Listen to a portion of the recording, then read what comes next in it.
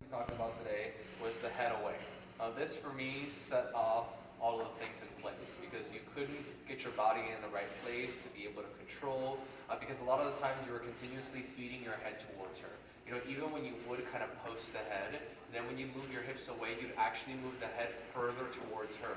I don't necessarily mind if you post it and then move the hips away from that point, but you tended to move the head in opposition with the hips, so it always tended to feed. Even something as simple as when you were doing your starter steps, you do your starter steps and kind of feed the head in towards her in between there and not really reset it. Sometimes you'll see me do this, look, and then I'll go.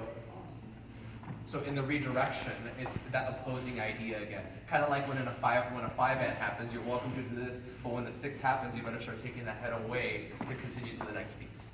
I made a couple of examples, like things with a basic width.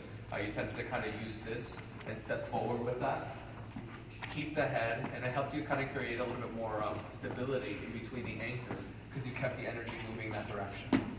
Some small little things like this, when I'm moving around, you tend to kind of want to dip your head forward in here, and then at some point you started to realize you need to take the head away. The head is what gives you that idea of the stability because it continues the counterbalance. Even when I'm here, even when I do something like a drift, when I'm coming at her, my head is still thinking back. Even if my body is technically going towards her, my head is not feeding towards her. I'm, if anything, keeping it back. Another point of that was the dip.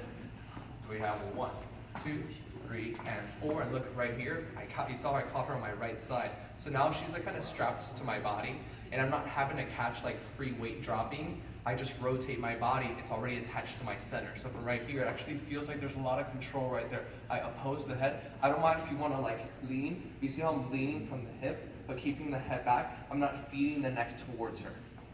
So even if the angle, think about from the hips, it kind of continuously does this, but it doesn't necessarily bend more at the top. I think that's it for that piece. Next we went into talking about controlling your body movement. So understanding that obviously quality is better than quantity, and to really just eliminate the head from a lot of your roles, just think about it moving from the shoulders. We like to give the analogy of the hanger being in the shirt. So that's where all the movement comes from rather than it coming from your head first. And a lot of it had to do with the delay in between your sternum and your hips. You tend to kind of rush that speed a lot, so you get to the bottom actually really fast. This is going to feel like you kind of hold and you're in the pocket of the music before you hit that for the last piece. So if you go like shh, ha, so you see how you really get to appreciate this part of my release. You can do it from the top, but either way, I don't want it to feel like that, like it's like a loose one. We talked about just saying the word texture and using a little bit more of a water texture. Sometimes there is like an air texture where it feels more fluid in terms of like easy movement instead of movement that like looks toned. I want to see more texture, more in your dance, basically. Yeah. More gush. More gush. Okay. And we just call that texture quality. Your roles of your anchors. I guess with that texture quality, we did some things like while you're leading her mentally, I need you to imagine that your arms are also dancing. So like in a way, whenever you're going through these intricate pieces, I don't want you to look at her because you already know which direction you should be moving in the connection. You are just too paying attention to like, is she all right? And actually you just doing that releases your upper shoulder. So actually thinking, how can I put these intact? How can I lift over? I give you a small example of kind of tricking in some of these sides where I'll drop the follower and then lift my body up to get over to the top instead of having to start off of this top position and then going, but hey, I'm gonna give you all this room. And that ends up releasing the shoulder. We did talk about you could bend the elbow to keep the shoulder down. But either way, making sure to keep that conscious. Every time I'm going, I'm flipping, I'm moving around, I'm flipping her look, I'm conscious of my own line. You should be able to make that whole thing happen on your own. Literally, your arms should look like they're dancing, even if she's not there. But you see that, like, I'm conscious, I'm dancing that out. I'm conscious of my lines and the transitions. Next thing which kind of segued into that was making sure that you're not taking that movement into your connection. In general, with your general hold, make sure that you're not tilting it inside, which is going to rotate both of our shoulders. You want to have those accepting hands, which are just ever so slightly weighted towards the outside. Watch your sixes especially, because that's where you really like to tug it. In general, like things like whips, anytime you're in closed position and you're trying to create movement out of her, these arms tend to get a little wild. Especially in like a starter step, like one of your favorite, like when when you're trying to kind of mold her, and this tends to happen in your starter step a lot. Keep this quiet. Don't be afraid to use the compression and use your body, but not necessarily using the hand to essentially shape her. I can actually feel more of your body the quieter your arms are. I'm more shaped, like keeping my frame where it is and activating my own body to shape than I do about like actually physically going, hey, create this shape. So that might be something different to think about as well. Let's keep moving on. We talked about the halftime rhythm, just really quick counting it. It goes 1, 2, 3, 4, 5, 6, 7, 8, 1, 2. So think about that idea of where it's like whole beat, 2 whole beats. You really had trouble sometimes with the triple. Realizing again that I know that you can mask it with that slow movement, and sometimes that totally applies, but I want you to show me that you can still do West Coast swing just slow. Do things like, and add dynamics, like do quicks and hit it with something, end it with an anchor, do a couple of beats of a basic pattern, then the build is coming up, da da da da. Don't be afraid to change up the rhythm in it, but I'd like to still see that you're able to dance, that you don't have to go into like lyrical mode. You can still hear the rhythm within the lyrics. We talked about the pocket hand, and so we talked about using kind of tactile movement with the hands.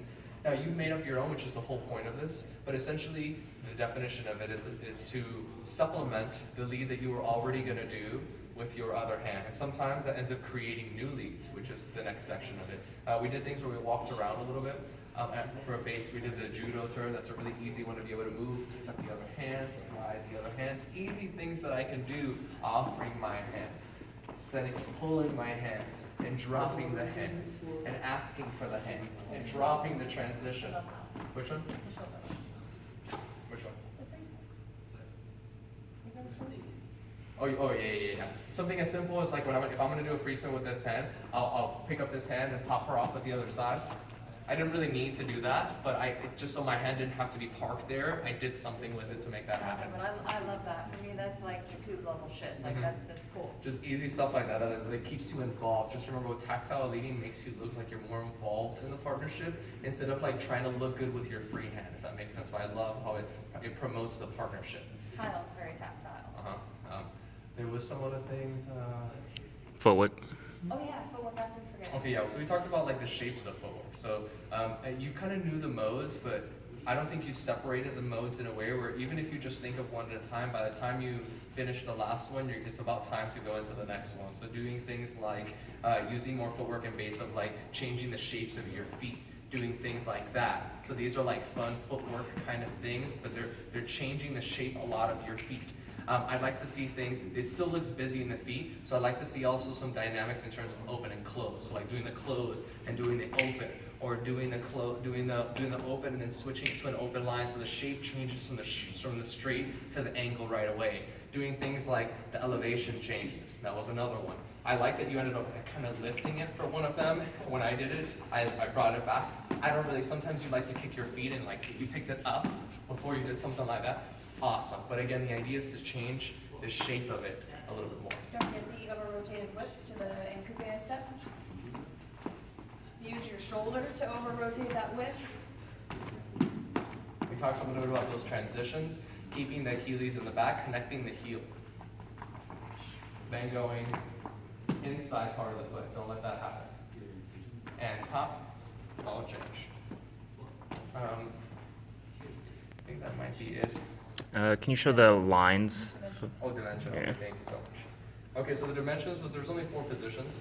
I'm gonna point my foot, twist my body to one side. As you see, I'm projecting my left side. This one was actually more easy for you, so that means we got to use it more. Then from there we twist it to the other side. But these are things like slingshots, things like when you do that side catch that you ended up the other way. Instead of you using this line, you wanted to more use this line. Totally fine with that, but again, sometimes, especially when you go same side, you forget about the line in terms of your upper body, and you kind of just twist your body to this, so it kind of caves into your spine instead of opening that side. So I'm still projecting the one side of my body. But yeah, I'll show you both of those examples before. Even here, when I anchor, are you trying to get into the position where you're projecting your right side, or are you so over-rotated that you want to project your left side? Both of those are great, just being conscious of those positions. When I do the side catch here, instead of you kind of collapse that side to the spine. But the same idea of like opening up the body. Just going through each one. But walk through your patterns, even something as simple as like when you do a left side pass. Like when I get to this position, this is right side presented right here. When I take my one, depending on what I do, I can rotate it to drive this side before I start to twist it through. But it gives you a place where you're going, hey, should I be, sugar pushes and tuck turns. We did the left side positive on the sugar push. We did the right side positive on the tuck turn. And I think that's it. Don't forget the cool Dustin move, moving through your circles or your arcs. Oh, yeah. Or the one hot wheel hoop, second hot wheel hoop, or even for the prep.